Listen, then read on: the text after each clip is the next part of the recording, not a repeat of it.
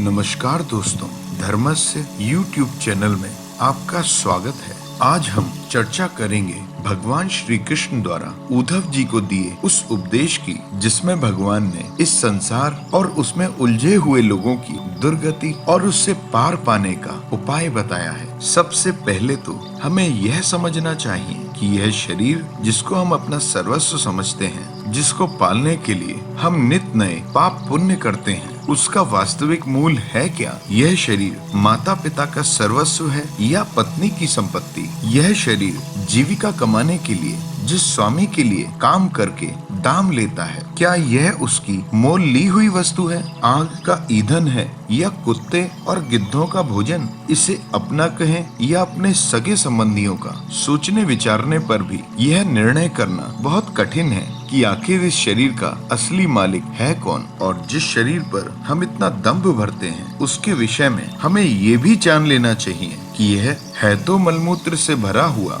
अत्यंत अपवित्र ही।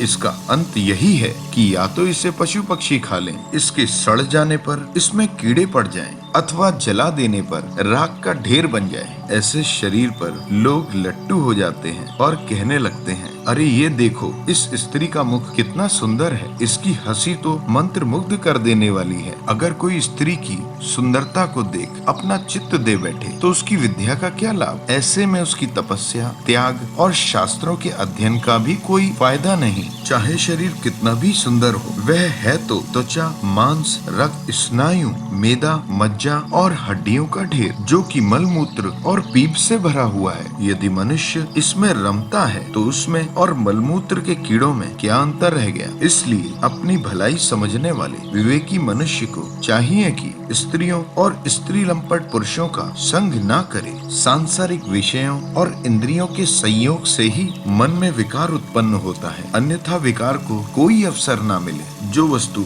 जीवन में कभी देखी या सुनी ना गई हो, उसके लिए कैसी इच्छा? जो मनुष्य विषय भोगों को अपनी आंखों के सामने देखते हुए भी उनका संयोग अपनी इंद्रियों से नहीं होने देते, उनका मन अपने आप निश्चल और शांत हो जाता है। अतः वाणी, कान, मन और इंद्रियों से स्त्रियों और स्त्री लंपटों का संग कभी नहीं करना चाहिए। भगवान श्री कृष्ण उद्धव जी से कहते हैं, प्रिय उद्धव, यह शरीर मेरे स्वरूप की प्राप्ति का, मेरी प्राप्ति का एकमात्र साधन है। इसे पाकर जो मनुष्य सच्चे प्रेम से मेरी भक्ति करता है, वह अपने ही अंतःकरण में स्थित मुझ आनंद स्वरूप परमात्मा को प्राप्त कर लेता है। मित्र उद्धव, ये जो संसार का माया जाल देख रहे हो ना, ये सब वास्तविक नहीं है। आत्मज्ञान हो जाने पर मनुष्य इन सब के बीच में रहने पर भी, उनके द्वारा व्यवहार करने पर भी उनसे बंधता नहीं है। इसका कारण ये है कि उस पर सांसारिक माया जाल सत्ता नहीं चलती। साधारण लोगों को इस बात का ध्यान रखना चाहिए कि जो लोग विषयों के सेवन और पेट पूजन में लगे हुए हैं,